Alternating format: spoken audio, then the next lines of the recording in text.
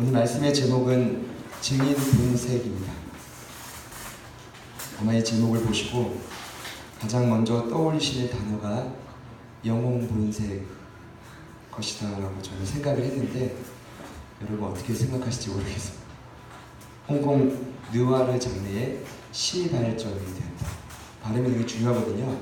시발점이 되었던 영화가 영혼 본색이었습니다. 저는 이 영화를 진짜 수십 번을 봤습니다. 저희 형이 틈만 나면 비디오 가게에서 그걸 빌려왔습니다. 그때 제가 아주 어린 나이에 결론을 내렸습니다. 영웅은 총을 잘 쏴야 된다. 사람을 잘 죽여야 된다. 그런데 주윤발, 장국영, 정용 등이 그 당시에 저희들의 우상이 되었죠. 본색이라는 말은 본디의 색깔이나 이 생김새를 의미합니다. 본래의 특성이나 그 본질된 정체성을 의미합니다. 흔히 이런 사전을 보면 예문이 나오는데, 본색을 숨기다, 이런 본색이 들통나다. 한 소설엔 이런 구절이 있습니다. 그러나 며칠이 지나자 언국리는 금방 제 본색과 실력을 과시하기 시작했다. 결국 본색이란 말은 뭐냐면 숨길래야 숨길 수 없고, 그 외에 수많은 덧칠을 해도 언젠가는 드러나는 본질적인 요소입니다. 이 제목의 의미가 이렇습니다. 증인 본색. 증인은 저와 여러분의 본래의 생김새라는 의미를 담고 있습니다. 또 하나의 의미가 있다면 그 증인의 본색을 이제는 회복하셔야 될 때가 왔다라는 것이죠. 무려 4주간 연속 설교 제목에 증인이라는 단어가 들어가고 있습니다. 이번만큼은 빼고 싶었지만 여전히 성령께서 감동을 주셔서 제목을 넣었습니다. 같이 한번 따라해 봅시다. 증인 본색. 수많은 그리스도인들이 예수님을 믿고 하나님의 자녀가 될 경우 참된 자유와 평안과 소망을 누리는 삶을 너무나 살기 원합니다. 참 많은 노력도 합니다. 그러나 생각 외로 교회를 다니는 성도들 중에 삶의 현장 속에 힘들고 어렵고 그 만족과 기쁨이 없는 삶을 살아가는 분들이 꽤 많다라는 것을 저는 목회를 하면서 여전히 깨닫습니다. 기뻐야 되는데, 감사해야 되는데 항상 슬프고 고달퍼 보이는 분들이 너무 많은 것 같습니다. 그런데 많은 분들이 그 슬프고 고달픈 인생의 가장 중요한 원인을 세상에서 찾아요. 세상의 가치, 지난주에 봤던 돈과 명예와 권력이 조금 더 누려지면 평안할 것이다. 여러분, 지난주 결론이 이거였습니다. 전혀 그렇지 않다라는 겁니다. 베드로 사도가 복음을 전했을 때 남자만 5,000명이 회심을 하고, 그런데 그 엄청난 사건, 남자만 5,000명이면 여인들과 아이들까지 합하면 수만 명입니다. 좋게. 그런데 그 엄청난 회심의 현장 속에서도 돌이키지 못했던 자들이 누구였냐면 종교 지도자들이었습니다. 대제사장, 학자와 서기관, 성전 관리인들. 그들의 관심은 영혼에게 있지 않고 예수님께 있지 않고 도대체 너희들이 누구의 권세와 이름으로 죽은 자의 부활을 말하느냐, 이 생명의 복음을 전하느냐. 그때 제자들이 분명히 이렇게 말했죠. 우리는 누군가의 권세와 이름을 힘입어 이 일을 하지 않는다. 현재 우리가 세상은 버렸지만 하나님께서 여전히 주목하시며 긍휼히 여기시는 성전 미문의 40년 된 안진뱅이, 그 한 영혼을 고친 힘은 하나님이 죽은 자 가운데서 살리신 나사렛 예수 그리스도 이름의 능력으로 살린 것이지 권세와 이름과 세상의 부와 명예로 하지 않았다라고 분명히 말합니다. 여러분 믿으십니까? 그 예수 이름의 능력이야말로 지속적으로 사도들 본인들을 증인이라고 일컫게 하는 삶의 근거입니다. 그들은 분명히 말했습니다. 너희들이 버렸지만 하나님께서 그 버린 돌로서 우리들에게는 진 모퉁이의 머릿돌이 되게 했다. 모퉁이의 머릿돌이란 모퉁이의 기초에 박혀서 두 벽을 연결하는, 건물을 지지하는 주춧돌을 의미합니다. 그래서 항상 건축가들은 건축을 할 때 제일 먼저 놓여지는 돌이 뭐냐 하면 모퉁이의 머릿돌입니다. 이 머릿돌이 빠지면 건물 전체는 무너지게 되어 있습니다. 지도자들이 아무리 대제사장이라도 착각하는 겁니다. 예수 없이 살 수 있구나. 그렇지 않습니다. 분명히 제자들은 말했죠. 예수 없이 우리의 삶은 무너질 수밖에 없다. 지속적으로 이 사도행전 말씀을 저희는 나누고 있습니다. 그러다 보니까 우리가 참된 증인으로 이 땅을 어떻게 살아가야 될지를 분명히 가르쳐주고 있습니다. 저는 다시금 저희 가족분들께 이렇게 말씀드리고 싶습니다. 지속적으로 증인에 대해 말씀을 나오고 있다는 건 뭐냐 하면 저희가 그렇게 살지 못하고 있다는 반증일 수 있다는 것. 옆에 있는 분들께 한 번 더 축복해 봅시다. 증인으로 삽시다. 한 번 더 얘기해 볼까요? 좀 증인으로 삽시다. 사도행전을 보면 간단하죠. 그 다락방에 120명이 모여서 하나님의 약속을 붙들고 오로지 기도에 힘쓸 때 약속된 성령이 내려와서 성령의 충만함을 입습니다. 그들이 가장 먼저 했던 일이 뭔지 아십니까? 복음을 전했던 것입니다.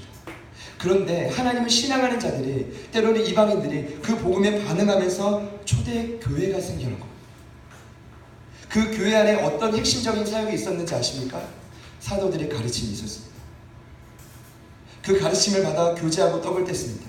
이 말은 뭐냐 하면 성도가 하나 됐을 뿐만 아니라 그 안에서 그 조직 안에는 항상 어려운 영혼들이 있거든요. 가난한 지체들이 있습니다. 아픈 영혼들이 있습니다. 그들에게 떡을 떼어줬다는 거예요. 사랑인 거죠. 그러면서 자연스럽게 그들은 지속적으로 하나님의 지상 대계명을 실천하기 위해 여전히 기도했습니다. 이것이 초대교회의 본질이었습니다. 그 본질 속에 누가 나왔냐 하면 증인이 나왔습니다. 증인. 지난주 성가대 연습을 하다가 제가 안에서 참 재밌었어요. 이 증인이라는 단어가 마르투스인데 마르투스냐 마르티스냐 강아지 이름도 아니고 마르티즈냐 뭐 이런 이야기를 하고 있다가 결국 우리 지휘자님이 물어보셨어요. 마르티스. 증인. 법적인 용어입니다. 한마디로 경험한 바를 말할 수 있고 말을 해야만 하는 공적인 의무를 가진 자를 증인이라고 합니다. 놀라운 건 증인은 그 경험 때문에 세상 사람들의 이목을 받게 되어 있습니다. 더 놀라운 건 그들은 세상에 관심이 없고 한 영혼에 관심이 있습니다. 공동체가 있으면 가장 힘들어하는 영혼에게 관심을 갖는 자가 바로 증인입니다. 여러분, 저희 공동체 안에도 그렇게 소유감을 느끼는 사람이 과연 있을까요? 저는 있다에 제 두 팔과 두 무릎과 모든 걸 다 듭니다. 한 명이 아니라 여러 명이나. 여러분, 저희 공동체 안에 정말 증인이 필요합니다. 영혼에는 관심 가져줄 그 증인이 진짜 필요해요. 그냥 만나서 함께 교제하고, 그건 교제가 아니에요. 함께 마치 뭐 맛있는 거 먹고 즐김 아니에요. 여기서 말하는 증인의 이 특성이 바로 교제입니다. 그리고 그 증인은 누굽니까? 어떠한 어려움이 있어도 믿음의 대상이 예수 그리스도 한 분이신 분이 바로 증인입니다. 여러분, 이 같은 증인들을 통해 초대교회는 날이 갈수록 부흥했습니다. 사이즈가 업이 된 게 아닙니다. 한마디로 증인의 참된 증언을 통해 영혼들이 주께 돌아오면서 그 영혼들을 통해 지역과 도시와 나라가 서서히 거룩하게 변화되기 시작했습니다. 여러분, 믿으십니까? 하나님은 지금도 증인을 찾고 계십니다. 제가요, 요즘 가장 많이 읽고 듣는 이슈는 한국교회 위기입니다. 교회를 개척했더니 두 군데에서 알지 못했던 선물이 왔습니다. 한 군데는 저희 교단 성결신문사에서 개척교회라고 그 신문을 무료로 보내줘요. 근데 무료로 그 신문을 보면 대부분의 주제가 뭐냐면 한국교회의 위기, 어떻게 뚫어갈 것인가, 타개할 것인가. 그리고 예전에 한 세대의 한 제자가 제가 개척했다는 소식을 듣고 두란노 목회와 신앙 1년 구독하려면 20만원 가까이 드는데 그걸 선물해 줬어요. 너무 감사한데 그 목회와 신앙을 펼쳐도 동일한 얘기를 합니다. 한국교회 위기, 어떻게 돌이킬 것인가. 그 책에 나온 한 내용이 이런 내용입니다. 한국은 GDP로 보면 세계 10위권의 경제 대국입니다. 그러나 잘 들으십시오. 자살률, 빈곤율, 행복지수, 사회 갈등 지수, 부익부 빈익비. 이와 같은 사회 지표는 세계 최악의 상황으로 치닫고 있습니다. 특히 지나친 경쟁과 사회적 양극화로 10년 이상 저희 나라는 자살률 세계 1위의 오명을 갖고 있습니다.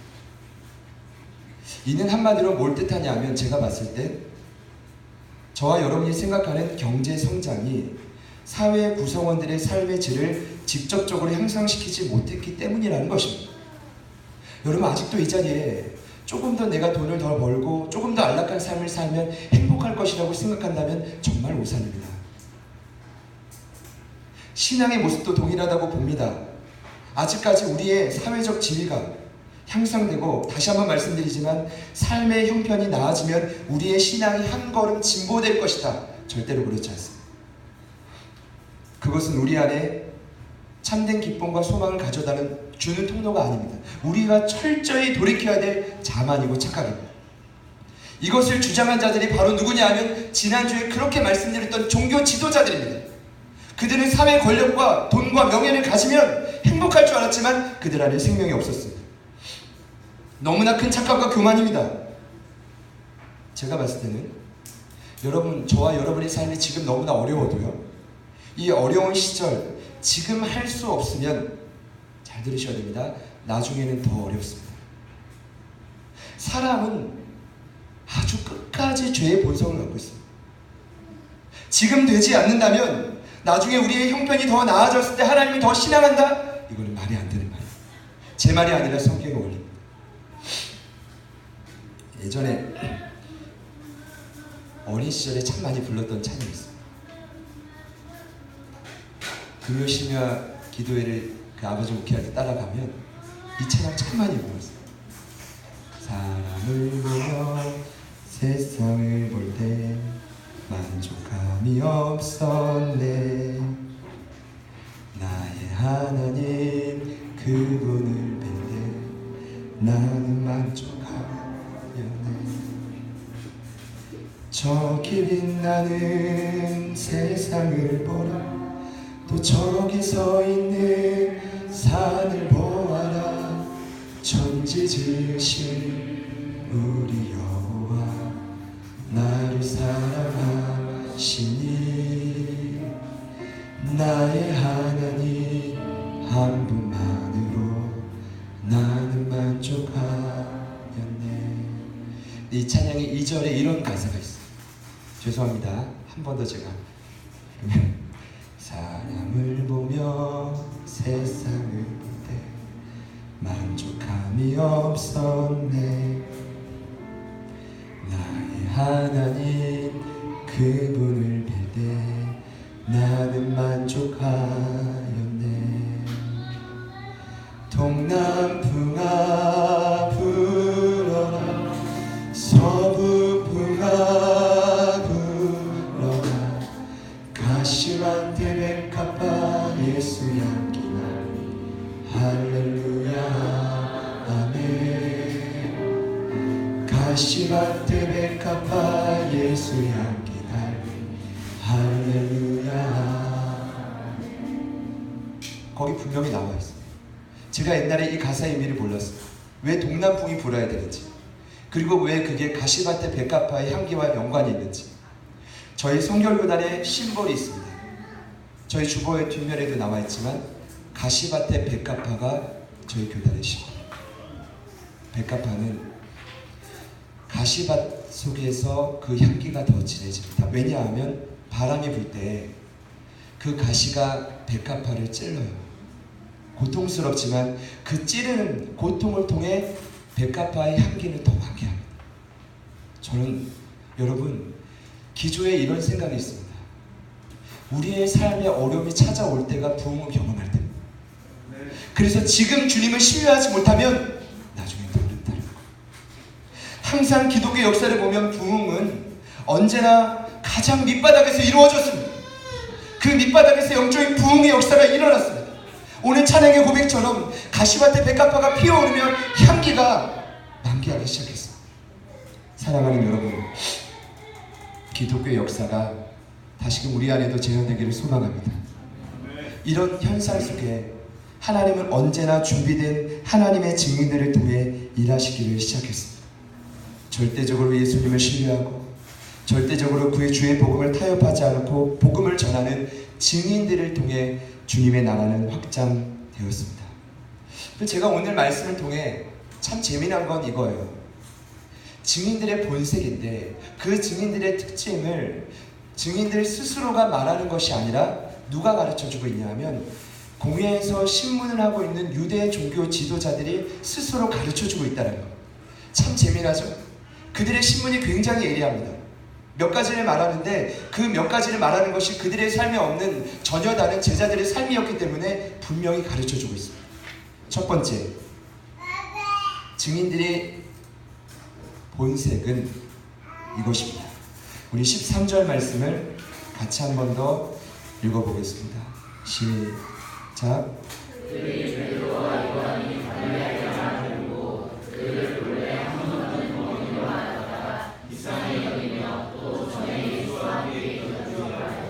증인들이 숨길 수 없는 본색 첫 번째가 바로 이겁니다.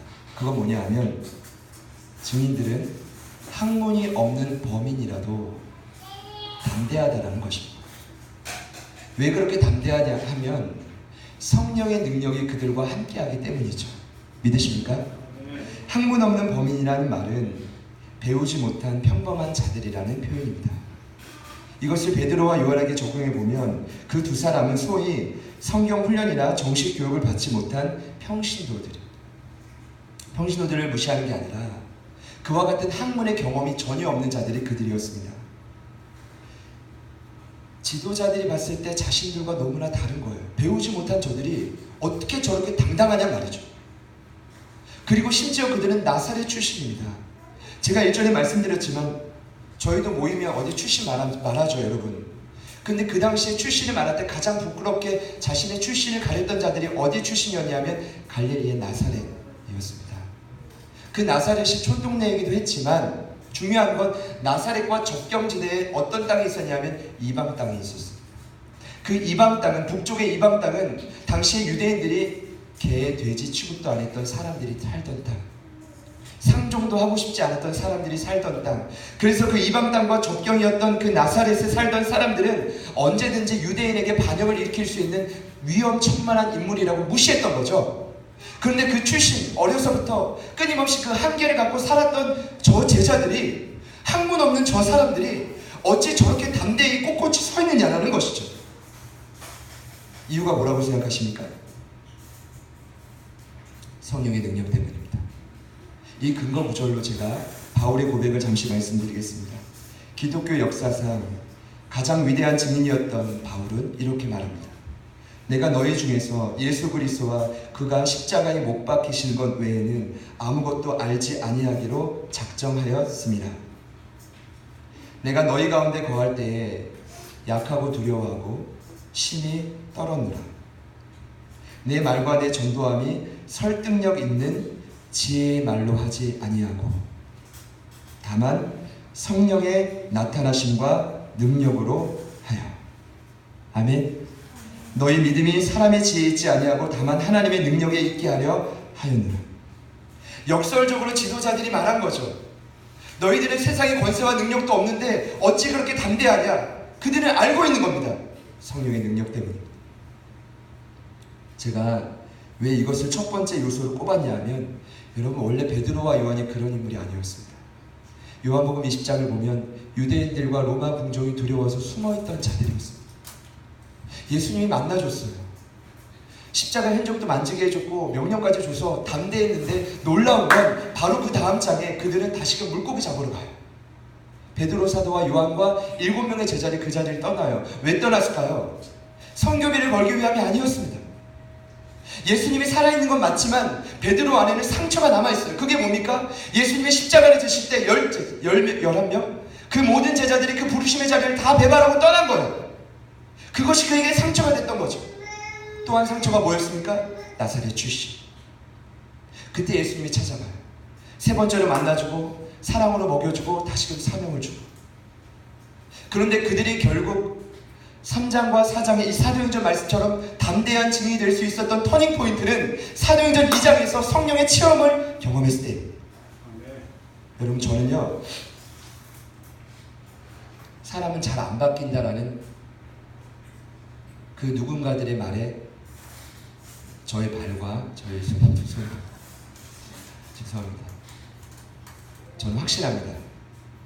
간혹 주변 분들이 저에게 그런 얘기를 해요. 목사님은 어떨 때는 굉장히 직관력이 있고 예리한 것 같은데 어떨 때는 좀 바보 같다. 요즘 청년들, 젊은 사람들은 이 얘기를 편하게 잘해요. 그래서 제가 아무리 그래도 바보 같다라는 말을 어떻게 해요? 실제로 그렇게 느끼니까 하겠죠. 근데 그들은 모르는 거예요. 제가 지금 연기하고 있다는 사실. 제가 바보 같을 때가 언제인지 아십니까? 이걸 느낄 때예요. 야, 아무리 예민하고 직관력 있는 건 소용없어요. 왠지 아십니까? 사람은 분별할 수 있어도 그 저의 준비된 훈련된 요소? 아니요. 그것이 절대로 여러분의 삶을 바꿀 수 없더라고요. 저의 삶도 안 바뀌어요. 심지어 저희 가장 가까이 있는 사람이 매번 확인시켜 줍니다. 당신은 나를 못 바꿔. 가정부터 바꿔. 저는 알아요. 나는 못 바꿔. 그럼 답은 뭡니까? 성령님만 바꾸는 거죠. 겉으로 우리가 멀쩡해 보이죠? 여러분, 천만의 말씀입니다. 속을 들여다보면 상처투성입니다. 고민투성입니다. 아주 듬직한 일꾼 같아도 내일이라도 교회를 떠날 수 있는 게, 죄송합니다 여러분, 이곳에 있다는 사실. 그게 저일 수도 있다는 사실. 죄송합니다. 위험한, 너무 위험한 말. 한국 속담에 이런 말이 있습니다. 10개 물속은 알아도 1개의 사람 속은 모른다. 아주 성경적인 표현입니다. 목숨 걸고 끝까지 갈 것 같아도 금세 떨어져 나가는 게 사람입니다. 여러분, 사람을 신뢰하지 말란 말이 아니라 사람의 궁극적인 변화는 인간의 학식과 배경과 가문과 어떤 권력에도 없다는 것을 깨달아야 된다는 것입니다. 그럼 우리는 방법이 하나가 와요.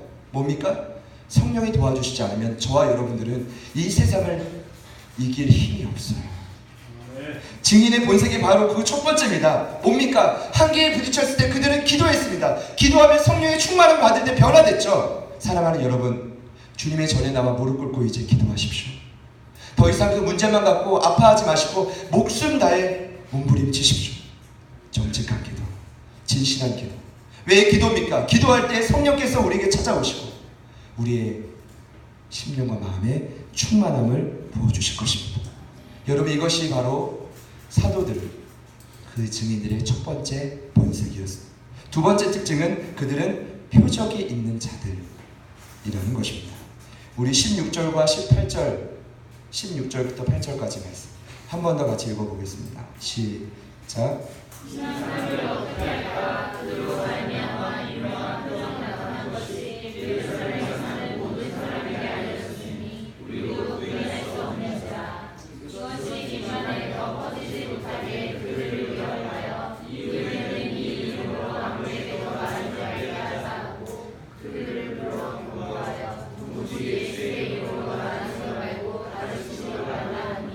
말씀을 보시죠. 이런 내용입니다. 여러분, 표적은 한마디로 기적이고 능력의 역사입니다. 근데 그냥 미라클이 아니라 그 안에 하나님의 사인이 담겨져 있는 게 표적입니다. 믿는 사람들 안에는 이런 표적이 참 많이 나타나죠. 그러나 증인들의 두 번째 특징이 바로 뭐냐 하면 이와 같은 표적이 끊이지 않는다는, 분명히 내 삶을 인도하고 있다는 것. 그런데 오늘 본문 말씀을 보니까 그 표적의 특성이 있어요. 그 특성이 뭐냐 하면 자꾸만 퍼져나가요. 이 말은 뭐냐 하면 성경에 나와 있죠. 모든 사람에게 알려졌다. 민간에 더 퍼지지 못하게 해라. 이 말은 뭐냐 하면 이미 민간에 다 알려졌다.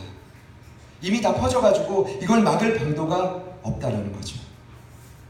여러분, 정말 내 삶의 기적을 경험하면 말을 하지 않고는 못 견디는 거죠.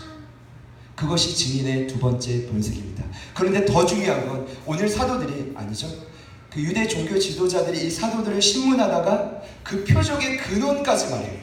그들은 이렇게 위협합니다. 너희들 절대로 예수의 이름으로만은 말하지 마라. 이게 뭡니까? 아주 예리하게 봤죠. 그들의 삶에 놀라운 기적이 일어나는 이유는 뭐냐 하면 예수 이름의 능력 때문입니다. 여러분 믿으십니까? 오늘 이 말씀을 통해 이 두 가지가 분명히 나오고 있어요. 제가요, 그 지난주에 여러분 아시지만 십자가 컨퍼런스가 있었습니다.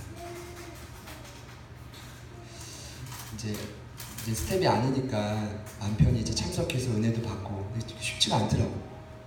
어떻게 생각할지 모르겠지만 제 안에는 저희의 그 어린 영혼들을 돌봐야 된다라는 거룩함, 좀 부담감이 늘 이렇게 있었어요.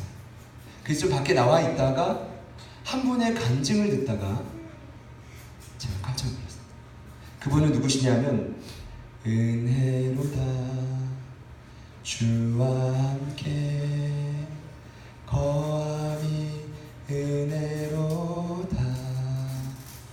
여러분 이 찬양 아십니까? 주가 계신 지성소에서 주를 찬송함이. 장종택 목사님, 그분의 간증을 듣는데 깜짝 놀랐어요. 그분에게 세 딸이 있었습니다. 미국의 영주권도 포기하고 한국에 들어온 이유는 하나입니다. 한국 땅에 예배가 무너져 가고 있다. 근데 그분은 찬양 집회를 오셨는데 1시간 30분 동안 찬양 집회를 하셔야 되는데 무려 1시간 15분 동안 간증을 하셨어요. 전혀 지겹지가 않았습니다. 더 놀라운 사실은 그분에게 세 딸이 있는데 둘째 딸 온유가 불치병에 걸려서 식물인간 뇌사 판정을 받아가지고 2달 동안 전혀 아무 거동도 못하고 목숨만 이어가고 있다가 갑자기 이분에게 기도를 부탁해야겠다라는 감동과 충고를 듣고 주변 분들에게 부탁을 했대요. 근데 이렇게 부탁했대요. 여러분 저희 신앙인들이 가장 많이 하는 거짓말이 이거랍니다. 따라해보시죠. 기도하겠습니다. 제일 많이 하는 거짓말. 그래서 이 장종태 목사님이 이랬대요. 꼭 저희 둘째를 위해서, 온유를 위해서 정직하게 기도해 주십시오. 그렇게 기도하는 팔로워들이 많아지면서, 멤버들이 많아지면서 부활주의를 앞둔 그 바로 전, 이 아이가 갑자기 2달 만에 예수님, 예수님 하면서 갑자기 말을 하기 시작했다는 거예요. 전혀 힘도 없고 근육에 어떤 능력도 없는 그 아이가 예수님의 이름을 부르면서 걷기 시작했다는 거예요. 제가요 1시간 15분 동안 계속 불었어요. 그런 집회는 처음이었어요. 그런 간증은 처음이었어요. 근데 제가 이 말씀을 준비하면서 여전히 깨닫어요. 우리의 삶의 기적을 일으키는 근원이 누구에게 있습니까? 여러분 한번 대답해 보시죠. 좀 쑥스럽고 이상해도 이렇게 대답해 보시죠. 예수 그리스도. 다시 한번 묻겠습니다. 여러분의 삶을 온전히 바꿀 수 있는 분은 누구십니까? 지금 내 삶이 우울하고 너무나 지치고 힘든데 참된 기쁨과 소망을 줄 수 있는 분이 누구십니까? 세상의 수많은 권력과 명예와 돈보다 더 중요한 분이 누구십니까? 군인 두 분만 왜 안 하십니까? 미안, 군인 두 분이 아니라 군인 한 분과 가짜에 대한 왜 두 분만 안 하십니까? 다시 한번 묻겠습니다. 우리의 인생에 참된 자유를 주실 분 누구십니까? 증인들에는 이 사실이 명확했다는 것입니다. 표적은 반드시 드러나고 그 표적의 근원은 예수 한 분이에요. 여러분 믿으십니까? 오늘 마지막 증인의 본색은 19절부터 나오는데 19절과 20절 말씀 같이 한번 마지막으로 읽겠습니다. 시작.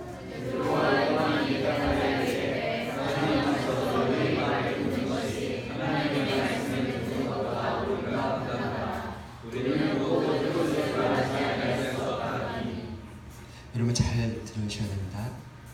결국 마지막에 이들을 위협하면서 내쫓을 때 예수의 이름으로만 말하지 말아라.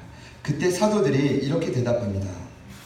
하나님 앞에서 너희의 말을 듣는 것이 하나님의 말씀을 듣는 것보다 옳은가 너희들이 판단해라. 이 말은 뭐냐 하면 우리는 보고 들은 말을 말하지 아니할 수 없다라고 말하고 떠나죠. 이 말은 뭐냐 하면 그들은 끝까지 타협하지 않았다라는 것입니다.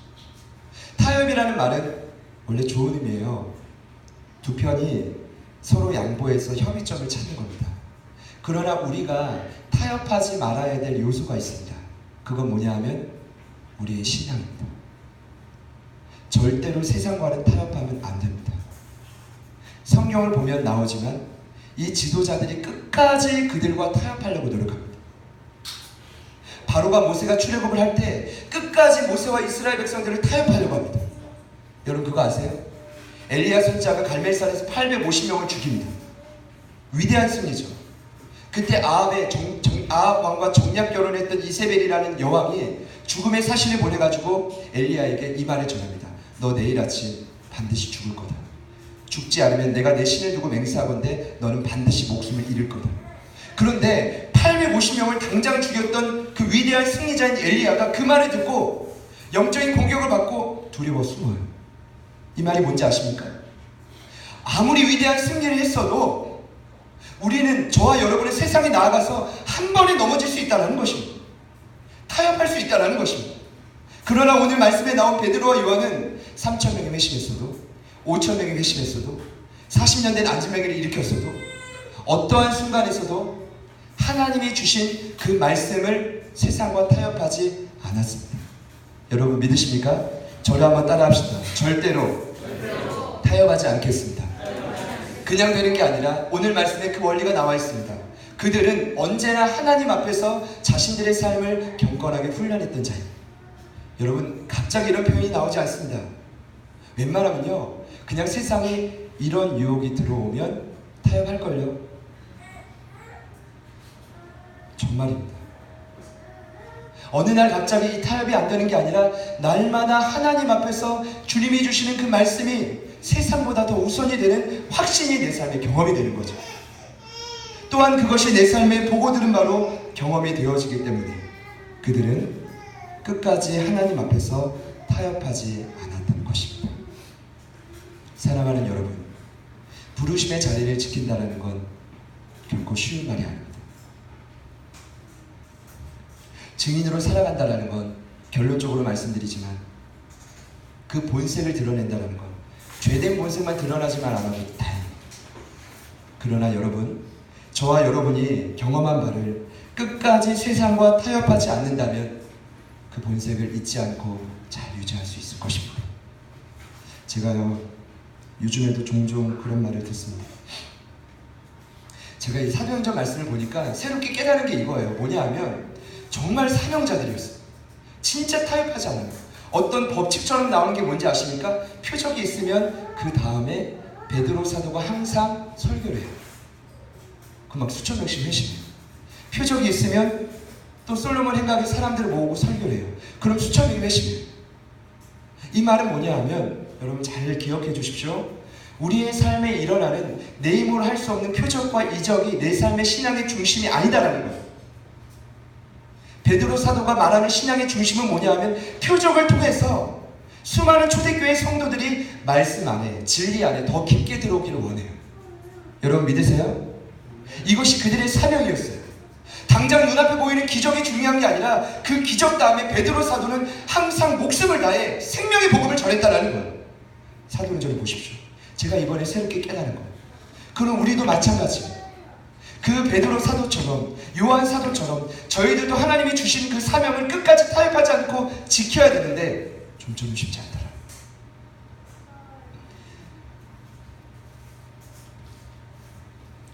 최근에도 제가 아는 지인에게 저를 잘 아시는 분인데 이런 질문을 하시더라고요. 왜 개척했습니까? 이 질문 하나에는 참으로 여러 의미가 담겨져 있습니다. 긍정적인 의미보다는 약간은 좀 비꼬는 의미도 있고 약간은 불안한 의미도 있고 약간은 근데 제가 이런 말을 사실 들을 때마다 굉장히 근본적인 질문이거든요. 흔들려야 마땅해요. 근데 저는 그런 질문을 받고 계속해서 반복적으로 들을 때마다 제 마음에 확신이 생겨요. 왜냐하면 작년 그 3월달이 기억이 나요. 여러분 누군가 저에게 그렇게 묻는다면 여러분 저가 가책한 건 아니지만 하나님의 은혜로 저희가 함께 했지만 여러분 저에게 한번 이렇게 질문해 주시죠. 왜 개척했습니까?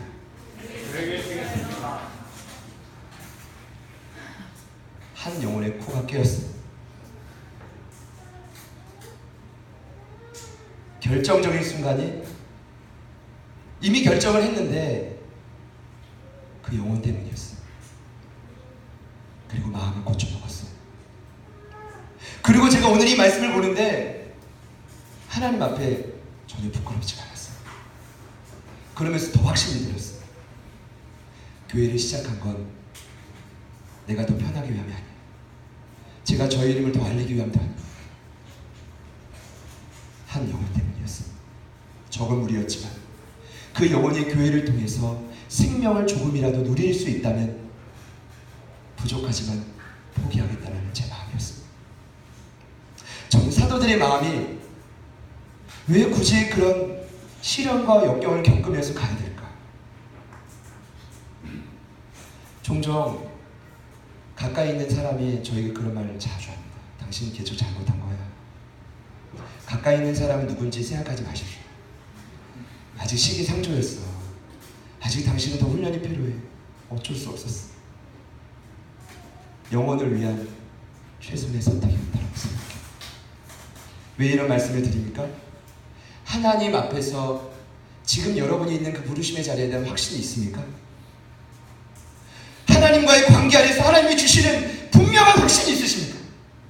이 확신이 없는데 세상이 찾아오는 역경을 어떻게 이겨냅니까? 똑같이 반응하는 거죠. 사도들이 고백하는 거 아닙니까? 나는 하나님 앞에서 봤단 말이에요. 경험했단 말이에요. 세상이 줄 수 없는 생생한 음성을 듣고 그게 성경의 원칙이라는 걸 날마다 깨닫는단 말이죠. 사랑하는 여러분, 다시금 하나님 앞에 서십시오. 주님이 지금 우리에게 무엇을 말씀하시는지, 그래야 끝까지 증인의 본색을 잊지 않을 수 있어요. 퇴색되지 않을 수 있어요. 끝까지 주의 복음을 전하는 자로 살아갈 수가 있어요. 성경이 분명히 말하고 있어요. 오늘 이 말씀을 통해 다시금 저와 여러분이 증인의 참된 본질을 회복하시기를 축복합니다. 말씀을 준비하면서 십자가의 길, 순교자의 삶, 이 찬양의 고백이 떠올랐습니다. 제가 별로 안 좋아하는 찬양입니다. 일단 가사 자체가 무거워요. 저의 헌신이 이 정도까지 아니라는 생각이 늘 있기 때문이죠. 그런데 오늘은 저희 모두가 결단의 표시로 이 고백했으면 좋겠어요. 사람은 우리의 힘과 능력으로 바뀌지 않습니다. 오직 성령의 능력으로 변화가 됩니다. 베드로와 요한 곁에 정말 안 바뀔 것 같고 당시 유대교 당시 초대교회 당시 가장 비참하고 처참한 삶을 살았던 성전 미문의 그 유명한 40년 된 안진뱅이가 꼿꼿이 서 있어요. 이거 사람의 힘으로 가능합니까? 성령의 능력으로 가능합니다. 혹여나 이 자리에 아직도 내 힘과 능력을 의지하려고 하는 발동이 본색이 드러나는 사람이 있다면 회개하십시오. 그리고 성령의 능력을 붙드십시오. 증인의 자리로 다시금 돌아오십시오. 주님이 우리에게 표적을 주십시오. 또 우리에게 하나님 앞에서 확신해 주십시오. 끊임없는 세상의 유혹에 타협하지 않도록 도와주십시오. 우리 이 찬양 고백할 때 오늘 말씀을 기억하면서 결단하며 고백했으면 좋겠습니다.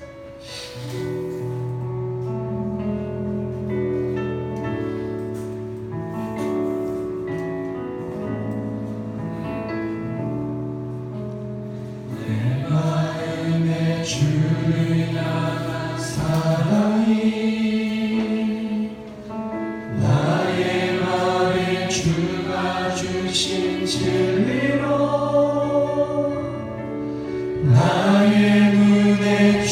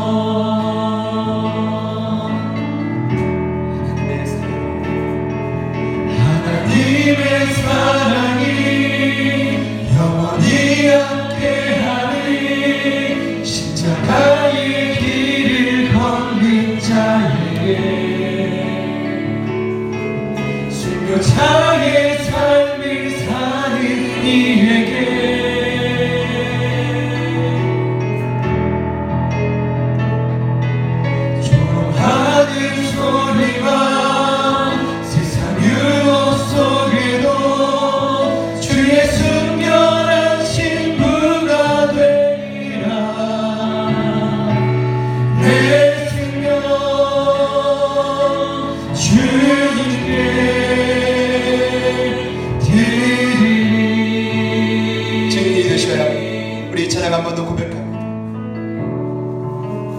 내 마음의 주를 향한 사랑이 나의 맘에 주가 주신 진리로 나의 눈에 주의 눈을 채워주소서.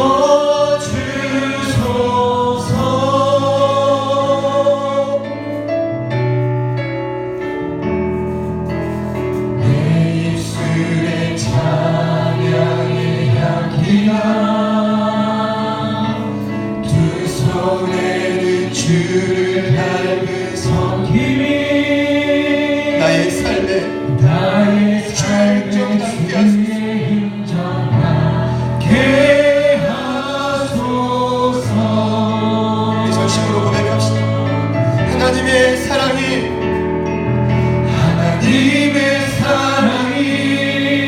영원히 함께하니 십자가의 길을 걷는 자에게 순교자의 삶을 사는 이에게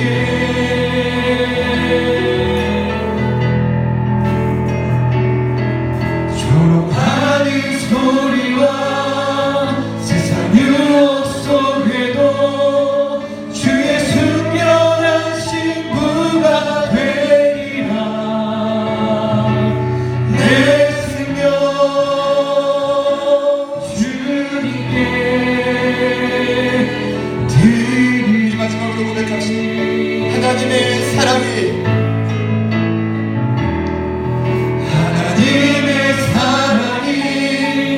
영원히 함께하니 십자가의 길을 걷는 자에게 순교자의 삶을 사는 이에게 조롱하는 소리와 세상 유혹 속에도 주의 순결한 신부가 되리라. 내 생명 주님께 드리리. 이 시간 여러분들을 초청합니다. 오늘 말씀을 들으시면서 내가 증인으로 살아야 되는, 내가 참된 제자의 모습을 살아야 되는, 그렇게 살지 못한 모습이 마치 종교 지도자들과 같았던 모습들이 이 자리에 계신 분이 계십니다. 혹여나 성령의 능력을 의지하지 않고 세상의 권세와 명예와 권력을 따라갔던 분들, 표적 없이 마치 내 삶이 괜찮았던 것처럼 아무 문제 없는 것처럼 속이고 살아갔던 분들, 또한 하나님 아버지 앞에서 타협하지 말아야 되는데 여전히 세상과 타협하며 버젓이 살아갔던 우리의 모습이 오늘 말씀을 통해 비춰진 분들이 계시다. 두 손을 가슴에 모아보시겠습니다. 다 모으시지 않아도 좋습니다. 그러나 이 시간 성령께서 그렇게 마음을 주십니다. 하나님 앞에서 그 마음을 돌이키기로 결단하시는 분들만 두 손을 가슴에 모으시겠습니다. 그리고 이 시간 함께 기도하실 때 성령님, 변하지 않는 나를 부디 고쳐주시고 바꿔주옵소서. 나도 나를 알 수 없는 이 처참하고 흑암의 권세로부터 나를 자유케 하여 주시옵소서. 내 삶의 모퉁이 머릿돌 되신 예수 그리스도 그 이름의 능력으로 말미암아 갇혀있는, 억눌려있는, 위축되어 있는 내 삶을 자유케 하여 주시옵소서. 참된 증인의 본색을 회복할 수 있는 이 한 주가 되게 하여 주시옵소서. 우리 다같이 주님 이름 한번 부르시고 우리 간절히 기도합니다. 주여,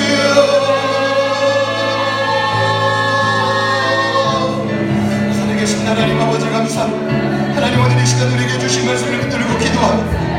하나님 증인들의 여정을 속에 하나님 우리가 제자들의 삶을 살아가고자 결단하지 하나님 그 뜻대로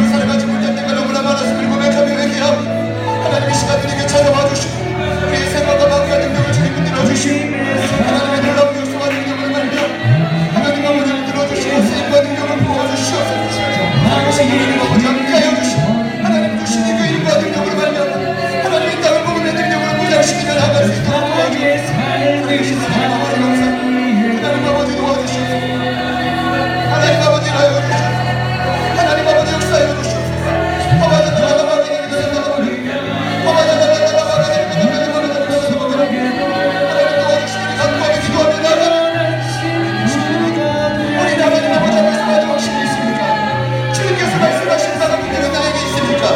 다시금 거기로 열려주가 여주시고 주님의 뜻대로 말하는 소망하며 나가는 저희들 모두가 되어지가 여주시옵소서.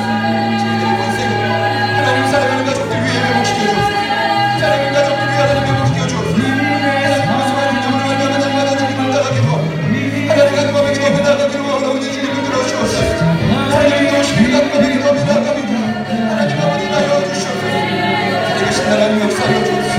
하나님 도우시며 간구하며 기도하며 하나님 도우시며 주님 역사하여 주시고 주님을 들어주시고 사랑하는 사람을 통하여 하나님의 나라와 놀라운 능력을 사랑하여 도와주시고 사랑하는 성도들의 모든 몸에 나간 것을 주님을 사하여 주시고 하나님 나라와 능력에서 마음을 쓰게 만든 자들이 수혜하여 주시옵소서. 하나님 주님을 하여 주시옵소서. 다투있지 않고 섞여있지 않고 하나님의 본색을 생각하는 바람의 뜻대로 마음하고 수행받게 하여 주옵소서. 우리들이 그 삶의 본질 그것이 우리 삶의 신앙의 목적입니다.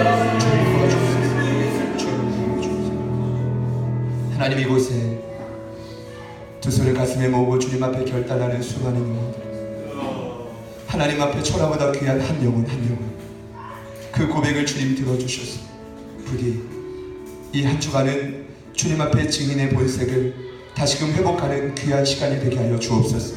우리의 힘으로 할 수 없기에 성령이여 베드로와 요한에게 찾아가 주셨듯이 우리에게도 충만하게 기름 부어 주옵소서. 날마다 주의 표적이 있게 하여 주옵소서. 감출 수 없는 주님과의 교제와 만남이 있게 하여 주시옵소서. 그로 말미암아 그 생명이 날마다 마구마구 퍼져나갈 수 있도록 도와주시옵소서. 더 나아가 그 하나님 아버지 앞에서 세상의 유혹과 박해와 어려움이 찾아올 때 결코 타협하지 않고 반드시 보고 들은 말을 정확하게 전할 수 있는 저희들 모두가 되게 하여 주옵소서. 하나님 아직도 연약하고 부족한 저희들을 주님께서 긍휼히 여겨주시고 이제는 그 본색을 드러내야 될 때가 되었음을 믿습니다. 저희들에게 힘을 주셔서 이 무더운 여름 더욱 힘차게 전진케 하여 주옵소서. 감사드리며 살아계신 예수님의 이름으로 간절히 기도드립니다.